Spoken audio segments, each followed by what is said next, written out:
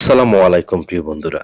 আজকে আলোচনা করব হযরত জাফর ইবনে আবু তালিব রাদিয়াল্লাহু তাআলা আনহু, আফিফ কিন্দি রাদিয়াল্লাহু তাআলা আনহু এবং হযরত তালহা রাদিয়াল্লাহু তাআলা আনহু এর ইসলাম গ্রহণের ঘটনা। প্রিয় বন্ধুরা, যদি আমাদের এই চ্যানেলটিতে নতুন হয়ে থাকেন দয়া করে চ্যানেলটি সাবস্ক্রাইব করুন এবং এই ধরনের ইসলাম ভিডিও সবসময় পেতে চাইলে পাশের বেল আইকনের অল বাটনে ক্লিক করুন। প্রথমে আলোচনা করি হযরত জাফর ইবনে আবু তালিব রাদিয়াল্লাহু তাআলা আনহু এর ইসলাম গ্রহণের ঘটনা।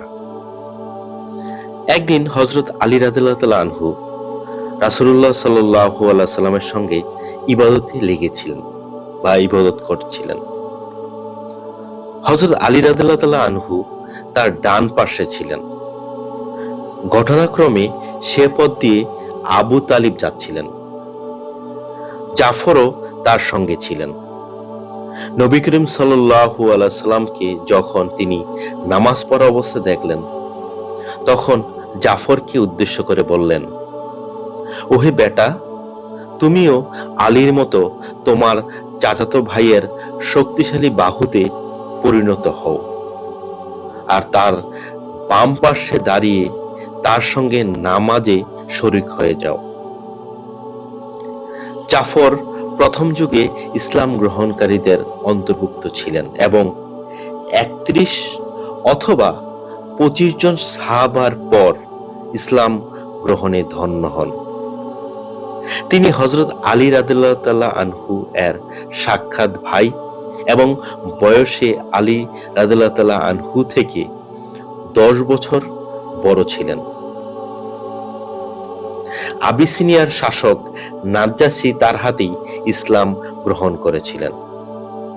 মুতার যুদ্ধে শাহাদাত লাভ করেন। এই যুদ্ধে তার পবিত্র দেহে 9টিরও বেশি জখম হয়েছিল। এখন আলোচনা করি আফিফ কিন্দি রাদিয়াল্লাহু তাআলা আনহু এর ইসলাম গ্রহণের ঘটনা। আফিফ কিন্দি রাদিয়াল্লাহু তাআলা আনহু হযরত আব্বাস রাদিয়াল্লাহু তাআলা আনহু এর বন্ধু ছিলেন। তিনি আতরের ব্যবসা করতেন। এই কারণে তাকে ইয়েমেনে যেতে হতো। আফিফ কিন্দি রাদিয়াল্লাহু তাআলা আনহু বলেন, একবার আমি হযরত আব্বাসের সঙ্গে মিনায় ছিলাম। সে সময় এক ব্যক্তি এলো এবং খুবই উত্তম রূপে অজু করলো, তারপর নামাজের জন্য দাঁড়িয়ে গেল। এরপর একজন স্ত্রীলোক এলো এবং একইভাবে অজু করে নামাজে দাঁড়িয়ে গেল। এরপর একটি 11 বছর বয়স্ক বালক এলো এবং একইভাবে অজু করে তার পাশে নামাজে দাঁড়িয়ে গেল। আমি আব্বাসকে জিজ্ঞাসা করলাম, এটা কোন ধর্ম? হযরত আব্বাস বললেন, এটা আমার ভাতিজা মুহাম্মদ রাসূলুল্লাহ সাল্লাল্লাহু আলাইহি ওয়াসাল্লামের ধর্ম, যিনি বলেন আল্লাহ তাকে তার রাসূল করে পাঠিয়েছেন। আর এই বালক আলী ইবনে আবু তালিবও আমার ভাতিজা, যে এই ধর্মের অনুসারী, এবং সেই স্ত্রীলোক মুহাম্মদ ইবনে আব্দুল্লাহর স্ত্রী। এরপর আফিফ ইসলাম গ্রহণ করেন আর তিনি এরূপ বলতেন যে, আহা, আমি যদি চতুর্থ মুসলমান হতাম।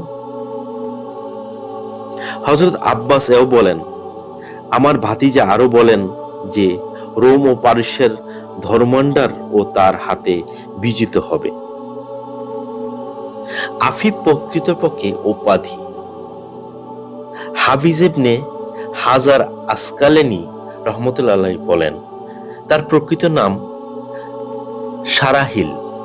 নিষ্পাপ ও পবিত্রতার দরুন আফিফ উপাধিতে ভূষিত হন। এখন আলোচনা করব হযরত তালহা রাদিয়াল্লাহু তাআলা আনহু এর ইসলাম গ্রহণের ঘটনা। হযরত তালহা রাদিয়াল্লাহু তাআলা আনহু বলেন, আমি বসরা গিয়েছিলাম ব্যবসার উদ্দেশ্যে। একদিন আমি বসরার বাজারে ছিলাম। এ সময় এক দরবেশ তার ইবাদত ঘর থেকে উচ্চস্বরে বলছিল, জিজ্ঞেস করে দেখ, এই লোকদের মধ্যে পবিত্র মক্কার বসবাসকারী কেউ নেই তো? তালহা বললেন, আমি পবিত্র মক্কার বসবাসকারী। দরবেশ বলল, আহম্মদ সাল্লাল্লাহু আলাইহি সাল্লাম কি প্রকাশিত হয়েছেন? আমি বললাম, কোন আহম্মদ সাল্লাল্লাহু আলাইহি সাল্লাম? দরবেশ বলল, আব্দুল্লাহ ইবনে আবুল মুত্তালিবের পুত্র। এ মাস তার প্রকাশ পাওয়ার মাস। মক্কা মোকাররমায় প্রকাশ পাবেন। একটি প্রস্তরময় খেজুর বাগান বিশিষ্ট স্থানের দিকে হিজরত করবেন। তিনি শেষ নবী। দেখো, তুমি পিছিয়ে পড়ো না। দরবেশের সঙ্গে এই ধরনের কথোপকথনের দ্বারা আমার মনে বিশেষ প্রভাব পড়েছিল। জলদি মক্কায় ফিরে গেলাম এবং লোকজনকে জিজ্ঞেস করতে লাগলাম, নতুন কিছু ঘটেছে কি?